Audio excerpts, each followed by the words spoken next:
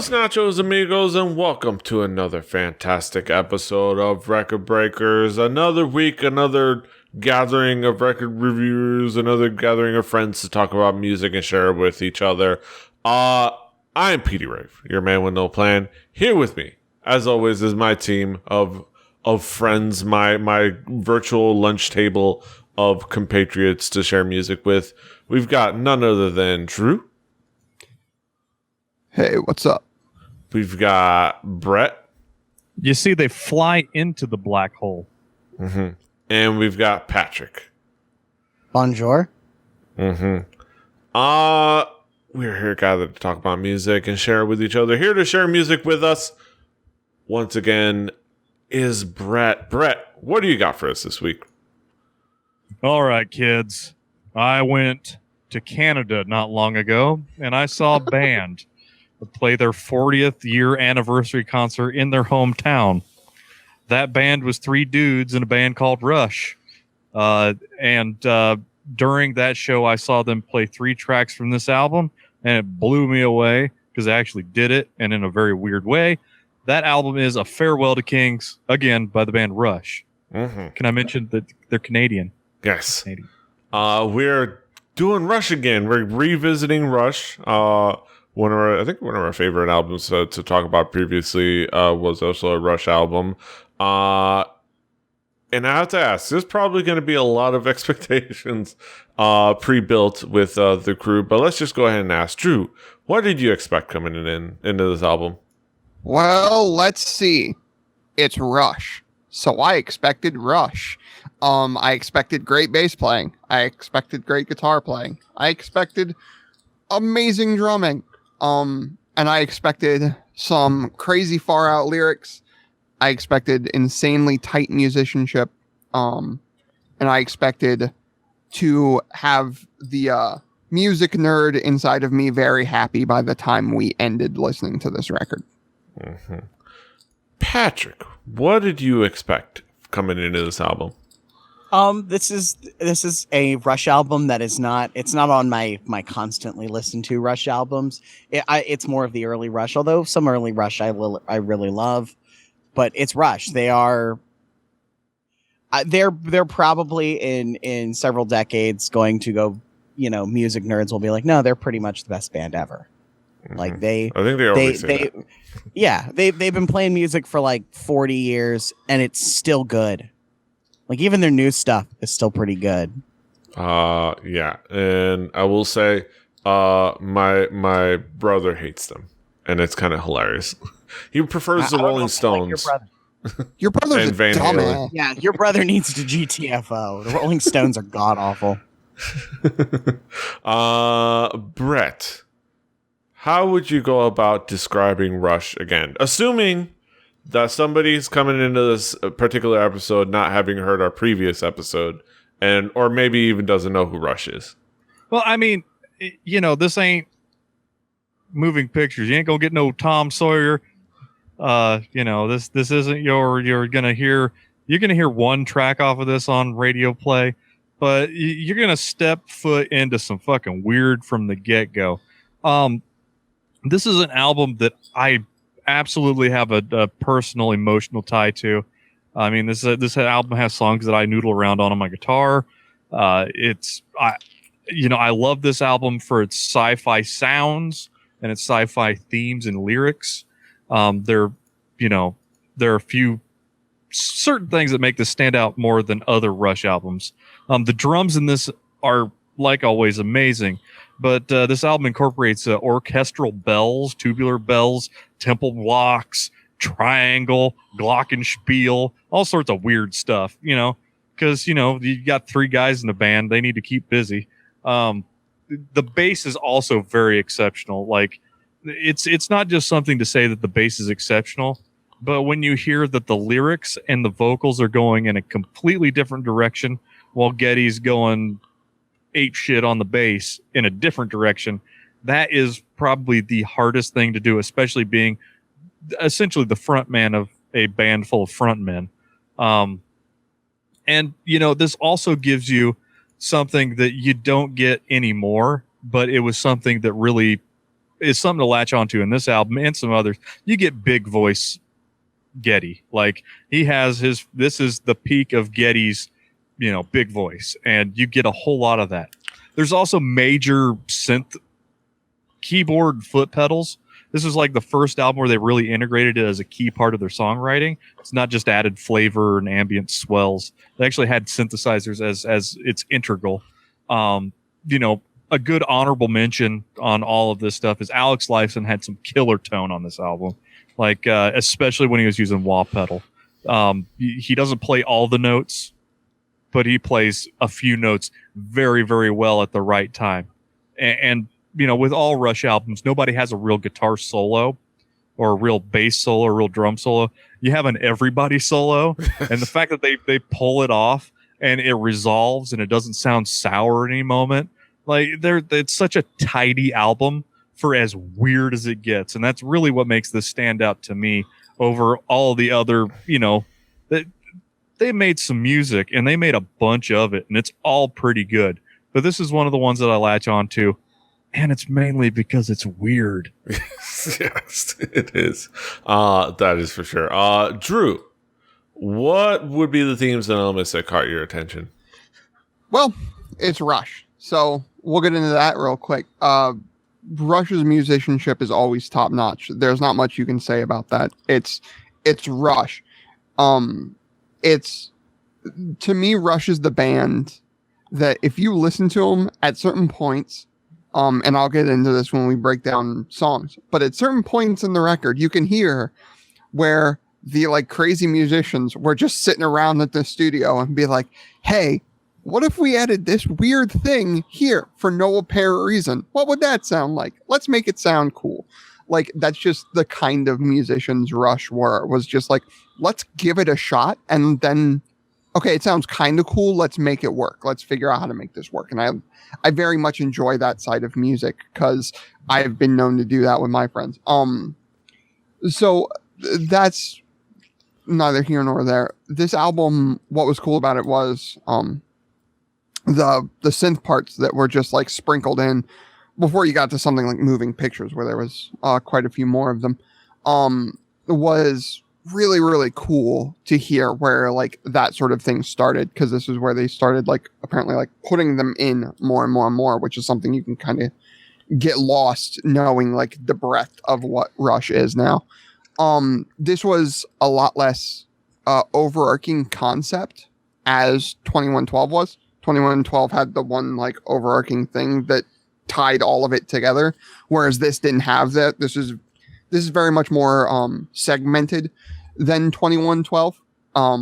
But to me, it would be easier to give somebody that than something like 2112 that's a bit more high concept, even though 2112 is probably my favorite. But it's all very well done, and it's very interesting to hear where that's coming through. And I don't want to get too much into what the songs are, because there's some weird ones, but I believe Swagger, I'm going to give credit where credit's due. Swagger made the point while we were testing his new audio setup before this record that this was where the drugs got good, because it went out there and it went crazy cosmic in places, and it went way spacey, and it's a hell of a lot of fun as far as the record goes. So yeah. Patrick, speaking of Swagger, Patrick, what would be the themes and elements that caught your attention? It is maybe the bridge between like early Rush and 80s Rush. Some human being in the world is the guy who gave Rush a mini moog, and that person should be knighted, sainted, like treasured forever for giving Rush access to a synthesizer. I know it went too far in the 80s, but for a brief moment, for 4 or 5 records, a synthesizer and part of Rush was like the greatest thing ever. And this is the origins of that. This is the beginnings of that. This is so this is before Neil Peart was always one of the best drummers in the world. This is before he really got super show offy, and he just was unbelievably tight and perfect, which is respectable in its own right. Lots of syncopation with Geddy on bass and stuff, and that was always something Rush did. And this is where they get really weird. Like, if you thought 2112 was kind of odd, because it is, it's, a 20-minute epic about, finding a guitar in a cave in a world long in the future without music. That's weird. A world 100 years from now or so without music. Yeah. Yes. Yeah. Like that's weird. This makes 2112 look like a nursery rhyme. Like, this gets crazy. Like Drew said, the drugs, whatever drugs they were taking at this point, were the best drugs. Yes. I gave credit to you. Yes. Yeah, I think that's a great way to put it. Brett, what would be some of the key tracks to key in on? Some of your favorite songs. Well, I'm going to do Record Breakers, The Thing. I'm not going to go deep into the song. A Farewell to Kings. You start out, and first thing you hear is underlying an audio track of birds singing. And then a classical guitar comes in, and it has a melody that goes into it with a synthesizer. Enough said. Then you go to the next song on the album, which, oh my God, I about shit my pants when I saw them play live. Xanadu. No, not the roller skating Olivia Newton-John song movie. The Xanadu. I am not much of a lyrics guy. I've always told you guys that I'm more about the execution than the content when it comes to the lyrics. But this is an 11-minute song about somebody finding the key to immortality and then finding themselves trapped in the prison of eternal life, waiting for the planet to die. It has modulated bells, when I saw them play this live, it is a spectacle because they played this song. Alex was playing a double neck Gibson EDS 1275. Geddy was playing a double neck Rickenbacker with a 12-string neck on the top of it because he was playing 12-string melodies at the end of it. It's the most 70s ass 70s you could see Rush being.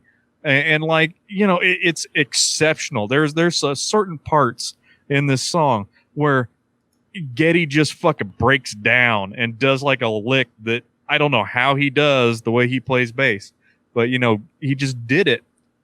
And you get the really big Geddy voice. You get singing high and singing long and singing with all them lungs had. Moreover, it'll make you think twice about hanging out in the Pleasure Dome and breaking your fast with honeydew and the milk of paradise. Yes. Finally at the end of this album, you have one part of a story. It's Cygnus X1, Book 1, the Voyage. This song really speaks for itself. You listen to the song, you know what the song's getting to. Like, you start out, you got like a weird space voice man going brr, brr, brr, brr, brr, and then they make like some god awful Star Trek noises with a synthesizer, but it's the best god awful noise you could ever have. Flying. This is a song about, again, lyrics don't really matter to me, but the story is important. They're flying their spaceship that's named after Don Quixote's horse into a black hole in the Cygnus constellation. It's got some great growling bass. I don't know how they recorded it, because when you first hear the bass come in, it sounds like they're recording it from the other side of a basketball gym. It sounds great. And then the song opens up. There's the drum hooks right in, and the bass and the drums do this amazing weird time signature rotation. It's 3/4, 7/8, 3/4, then 4/4 on a rotation, and it's like you almost get to the point where you can bob your head with it, but then they fucking do a and it screws you all up. The drums really steal the show on this album with this song. In the second act, though, Alex Lifeson does one of the best and simplest wah-wah guitar solo that is pure 70s rock and roll tone. Again, he doesn't play every note, but he plays the notes that he does perfectly. And this is just a real testament to what you can do when you guys, when a band of three dudes play so much that they are just one guy. It is so tight. The way they recorded this, and there is not a sour note, not a dead note. Everybody plays everything.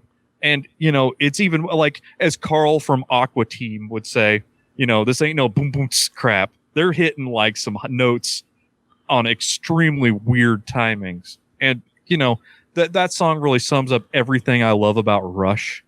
Because you know what? This was about the time that Dungeons and Dragons was starting to be a thing. This was the time of fucking weird ass hallucinogenic drugs making their way up to Canada, I guess. I would assume. Yes.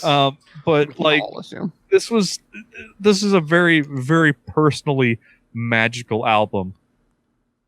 And you definitely have to go to the next album, Hemispheres, and figure out what happens at the end of Cygnus X1, the story. Yes. I will give you a hint. You'll end up in Olympus. Yes. And but yeah. Yeah. Drew, what would be some of the key tracks for you? Well, we're going to start out with a Farewell to Kings. Because I thought I'm going to try to come into this album as someone who has never listened to Rush before. Or better yet, better said, someone who's only heard of the stuff that most people, the layman, as we were calling him earlier, has heard of Rush. Right. You've heard the Tom Sawyers, you've heard the YYZs and all that. So you sort of think you know what you're getting with Rush. And A Farewell to Kings, as Brett said, starts with recordings of birds and sort of acoustic guitar and all that. And I think that was really cool as an entryway. It sort of steps you in. The synths sort of start working, and it quickly goes into sort of the Rush that people know, that really sort of cool prog rock sound that Rush is very, very well known for. And I think that serves two purposes really greatly. One, I like calm openings to records to just sort of like set you down, relax you, and get you into it for stuff like this that's a little more thinky music, as I would like to say.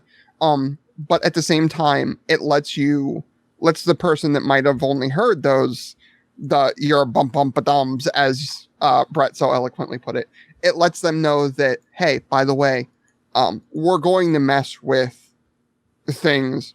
We're going to be all out there. We're going to be weird at times. Don't get too scared now. Closer to the Heart. That was Rush's first real big splash hit, and I think it had good reason to be. It was one of their shorter songs ever. It was under 3 minutes, which for Rush is very, very odd. But it still has that flair, the complex rhythms. It still has the tight musicianship. It still goes all over the place. It's still Rush, but it's more palatable for the radio. And sort of is cool in that way.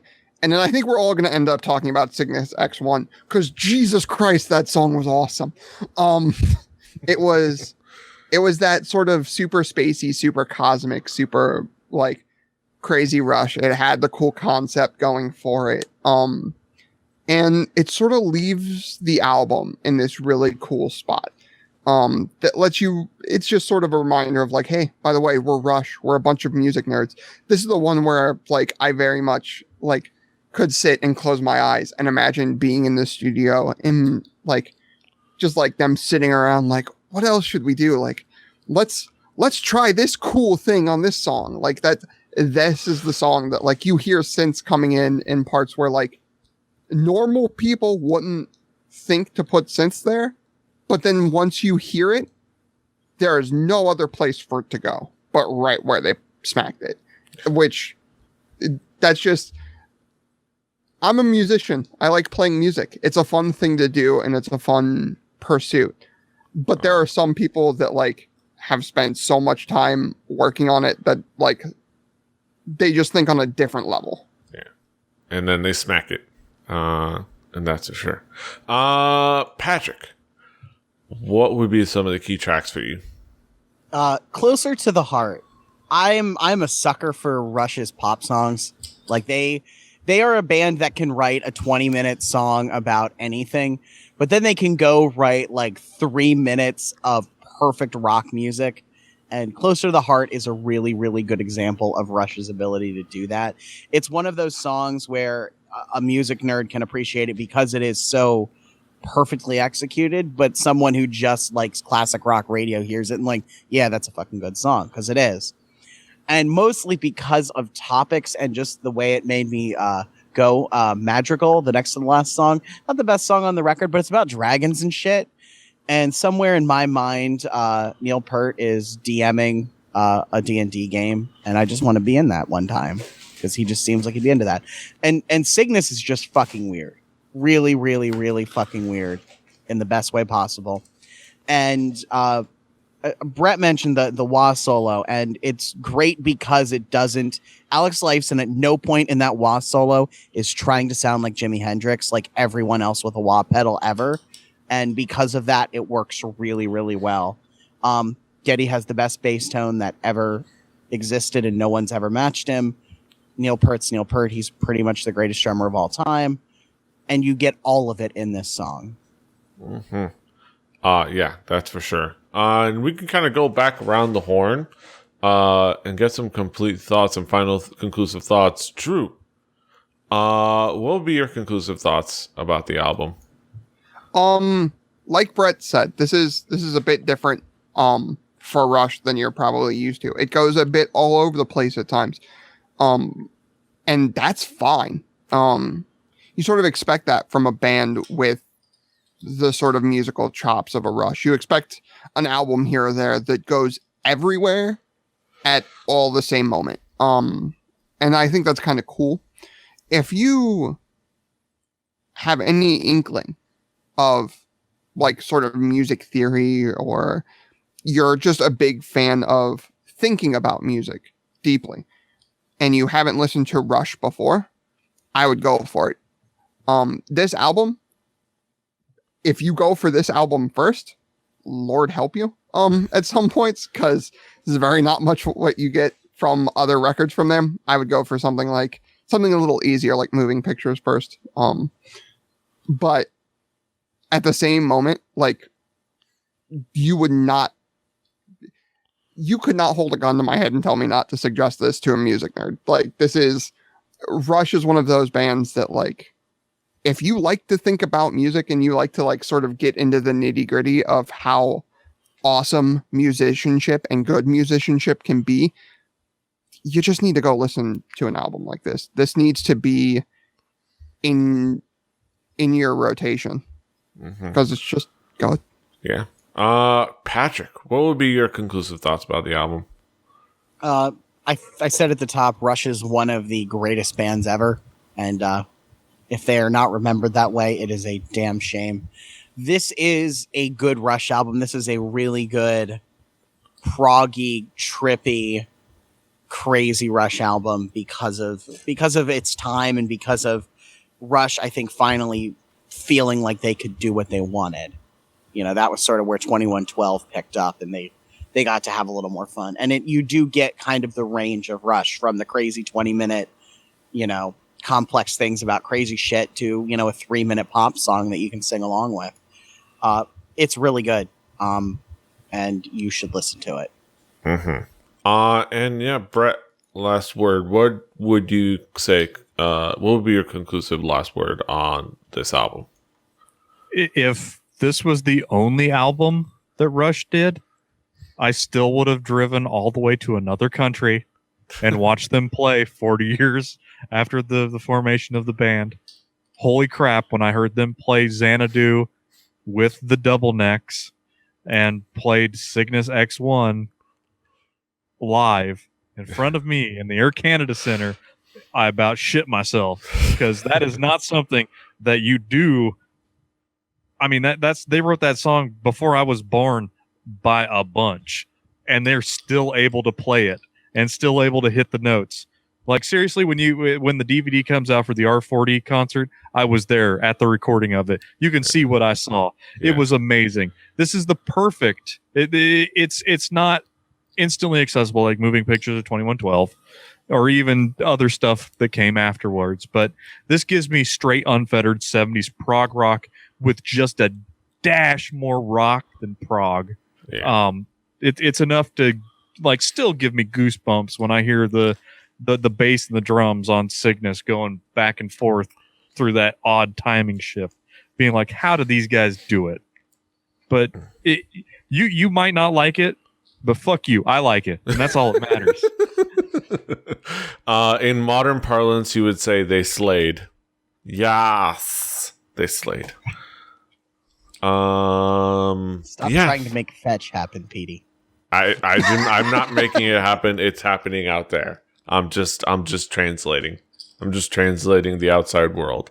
But yeah, that being said, those were our thoughts on this album. It's Rush. Now let's get to our haikus, because there's no more fitting thing to do for a band that once wore a kimono for the back of their album with moose knuckles than a haiku. So Patrick, what would be your haiku? Praise to Cthulhu, Rush found a synthesizer, and the drugs were good. I'll go ahead and throw my haiku. Rush back in my life with some new magical tales. Nothing wrong with that. I just said more instead of new, but whatever. Drew, what is your haiku? The best musicians to come out of Canada. Refrigerator. Mm-hmm. Brett, what is your haiku? I got one of them too, Drew. Tightness of the three. Powerful in every way. Exceptionally. Exceptionally, yeah. Exceptional stuff you could have done, but whatever. No, exceptionally. One word lines and haikus are magical. Yes. And I'm glad me and Drew. Refrigerator is awesome, though. Yes, I love you. Yes. Yeah, no, I specifically did that because I knew this entire time us geeking out about Rush, you're just going to be smiling, so I wanted to make you laugh as well. Yes. But yeah, that's all our thoughts on Rush. Go listen to Rush. I don't have to tell you more. Yeah. Next week, of course, we have another album. And provider of next week's album, that's where the apostrophe S is supposed to go. Next to week, I'm pretty sure. It's the next of the week. Next of the week. You racist sons of bitches. Yes. Drew. As you can tell, Drew is the provider of next week's album. What do you got for us next week? Unlike you would think of with my hat, we're not doing Michael Jackson. Unlike these racist fucks might lead you to believe, we're not doing Frank Sinatra. We're going to go back to 1992. We're going to go back to a band you've probably heard from Anaheim, California. We're going to do No Doubt. We're not going to do that record, though, because that was the beginning of the end, and that makes me sad. We're going to do their self-titled record with No Doubt. I look forward to being trapped in a box. Uh-huh. Was it that record? I don't remember. Yes. Okay. Yes. Okay. All right. I didn't all know that album. Yes. Wow. Yeah, it's kind of comical. But I look forward to that. That's next week. This week. This brings us to end of another episode of Record Breakers. Of course, you can find us on the internet. Patrick is at The Swagger. Brett is at HIBBARD, HIBBITYBIBBARD. Drew is at XJuiceForX. I'm at PD Rave. The show's at 4 Record Breakers, number 4 Record Breakers, recordbreakerspodcast.com, recordbreakerspodcast@gmail.com, rebellion.net, Rebellion TV on YouTube. Subscribe, share, like, do the things, find us everywhere, tell people about us, give us feedback. Until next time, hasta los huevos. Toodaloo.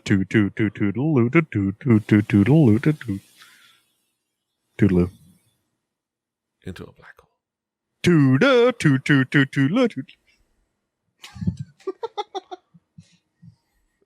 me stop recording. We have a